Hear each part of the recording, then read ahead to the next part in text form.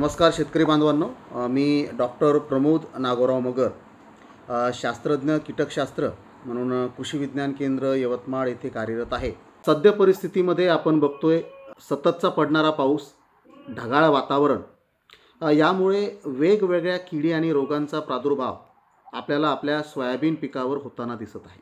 सद्य परिस्थितीमध्ये सोयाबीन पिकामध्ये बऱ्याच ठिकाणी आम्ही बघितलं की उंट अळी आहे, हिरवी अळी आहे किंवा तंबाखूवरील पाने खाणारी अळी आहे.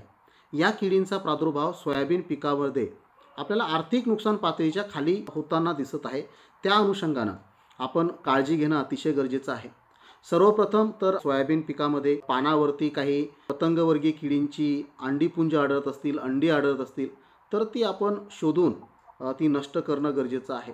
आणि त्याचबरोबर आपल्या शेतामध्ये तंबाखूवरील पाने खाणाऱ्या अळीचे एकरी 2 कामगंध सापळे आपण लावणं गरजेचं आहे.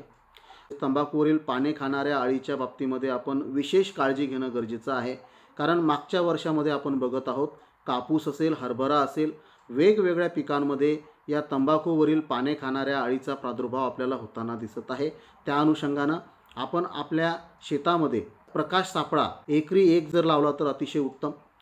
आणि सोयाबीन पिकामध्ये किडींचा प्राथमिक स्वरूपाचा प्रादुर्भाव आपल्याला दिसत असेल त्यामध्ये खोडमाशी आहे, चक्रभुंगा आहे, उंट अळी आहे, हिरवी अळी आहे, तंबाखूवरील पाने खाणारी अळी आहे किंवा इतरही करड्या किंवा पांढऱ्या रंगाचे भुंगेरे आहेत.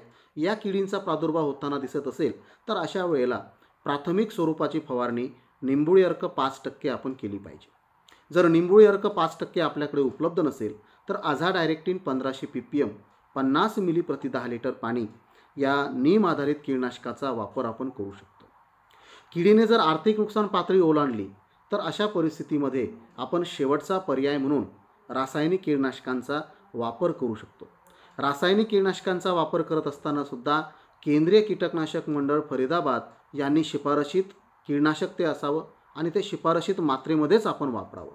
फवारणी करत असताना फवारणीसाठी जे पाणी आपण वापरणार आहोत त्या पाण्याचा सामू हा 6 ते 7 दरम्यान असला पाहिजे, जेणेकरून आपल्याला फवारणीतून चांगले तिथे रिझल्ट्स मिळतील.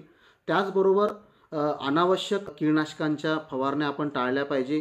वेगवेगळ्या रसायनांचं मिश्रण करून फवारणी करणं आपण टाळलं पाहिजे.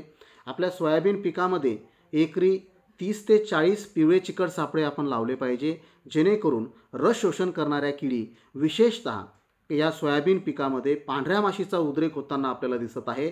या पांढऱ्या माशीच्या व्यवस्थापनासाठी तसेच मावा, तुडतुडे, फुलकिडे, पांढरी माशी या किडींच्या प्रभावी व्यवस्थापनासाठी आपण पिवळ्या चिकट सापळ्यांचा वापर आपल्या सोयाबीन पिकामध्ये करणं गरजेचं आहे. त्याचबरोबर पांढऱ्या माशीचा उद्रेक झाला की लगेच आपण बघतोय की आता सध्या परिस्थितीमध्ये सोयाबीन पिकावर पिवळा मोझॅक या विषाणूजन्य रोगाचा प्रादुर्भाव होताना दिसत आहे. अशा परिस्थितीमध्ये मोजकी 1 ते 2 झाडं आपल्याला आपल्या सोयाबीन पिकामध्ये पिवळी पडताना दिसली आणि ती जर मोझॅक या विषाणूजन्य रोगाने प्रादुर्भावग्रस्त असतील तर ती तोडीत आपण उपटून नष्ट केली पाहिजेत, जाळून टाकली पाहिजेत. कारण एकदा ती 2-4 झाडं आपल्या शेतात तशीच राहिली तर त्या 2-4 झाडांपासून 100 झाडांचं रूपांतर कधी होईल आपल्याला समजणार नाही आणि त्या 100 झाडांपासून पूर्ण शेत सोयाबीनवरील पिवळा मोझॅक रोगानं ग्रस्त होऊ शकतं. त्या अनुषंगानं आपल्या सोयाबीन पिकाची बारकाईनं आपण निरीक्षणं करा, त्यामध्ये पाहणी करा.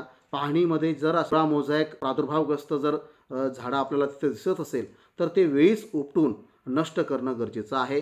त्यानंतर पांढऱ्या माशीचा उद्रेक होऊ नये म्हणून पिवळे चिकट सापळ्यांचा वापर तर आपण करणारच आहोत, परंतु त्याचबरोबर केंद्रीय कीटकनाशक मंडळ फरीदाबाद यांचं शिफारशीत बायफेन्थ्रिन 25% अधिक ॲसिटामिप्रिड 25% WG हे संयुक्त कीटकनाशक 5 ग्रॅम प्रति 10 लिटर पाणी या प्रमाणामध्ये आपण फवारणी करू शकतो. त्याचबरोबर काही ठिकाणी आपल्याला खोडमाशी आहे, चक्रीभुंगा आहे, यासुद्धा किडींचा प्रादुर्भाव होताना दिसू शकतो.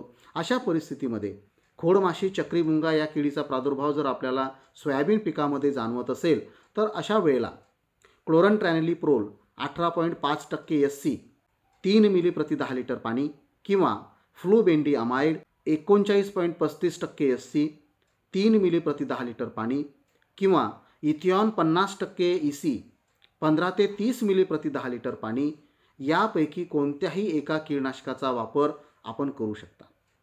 त्यानंतर सोयाबीनवरील उंटअळी, तंबाखूची पाने खाणारी अळी आहे.